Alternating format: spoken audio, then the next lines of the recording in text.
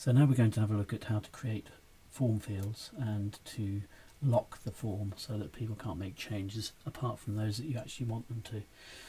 The first thing we need to do is make sure that we have our developer tab there that shows our developer ribbon. If you haven't got that, the quickest way is to go to here and to go to more commands here and then go to customize ribbon and make sure that you have a check in the box that says developer. The other way of doing that is to go to File, choose Options, and you get back to that box again, and you can go to Customize Ribbon from there too. Once you've got your developer ribbon up, we're going to simply put in a text control. Alright, so under the controls here, choose plain text. The reason is because it keeps the text in line with your text. It doesn't allow anyone to put coloured text in or different styles of text. And you can see already that the minute I click on that, I've got a control in there that allows me to fill in information on my form. I can keep doing that, or I can hold my control key down as I showed you with the tables, and I can move them across to the other areas as well if I need to, just simply using the control keys quite quick. What I want to show you up here is to get rid of one just for a second, because I want to put a drop down. Now the drop down is this one here. Click on that, and that allows you to choose an item. Now obviously there are no items at the moment, and in order to be able to create items you need to make sure you have your field selected. Go to Properties, and what this allows you to do is specify what you want in that particular field through using a drop down.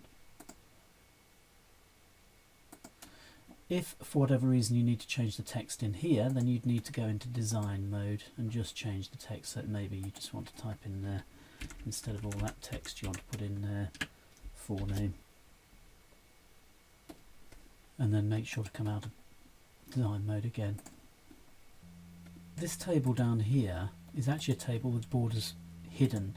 I like to put forms, create forms, in a table because it gives it structure and allows you to be fairly specific on how you want people to fill your form in. So tables are much better, I think, to put forms into, give it a structure.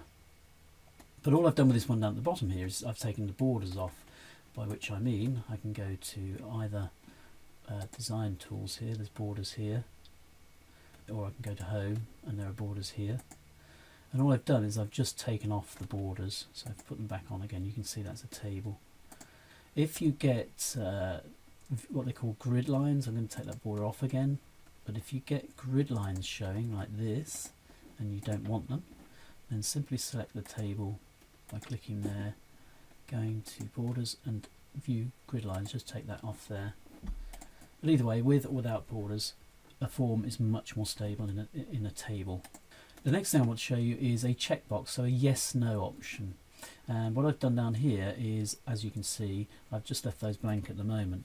Now this is a useful tip for being able to tab across tables. If I tab in a normal table, just using my tab key, you'll see it goes down to my next row or next cell.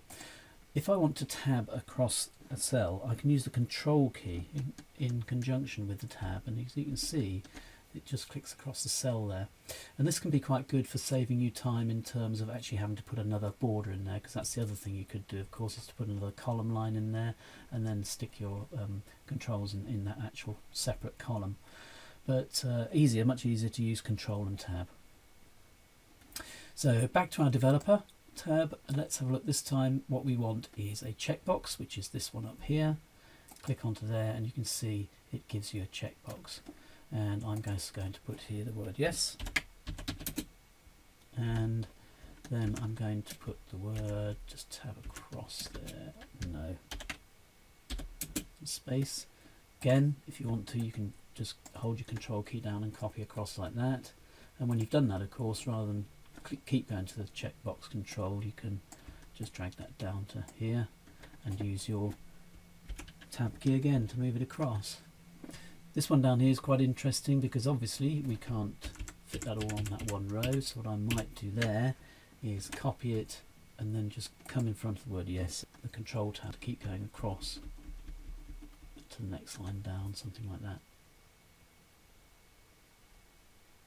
And down the bottom here, what I'm going to do is add a date control. So back to developer, and date picker is this one here.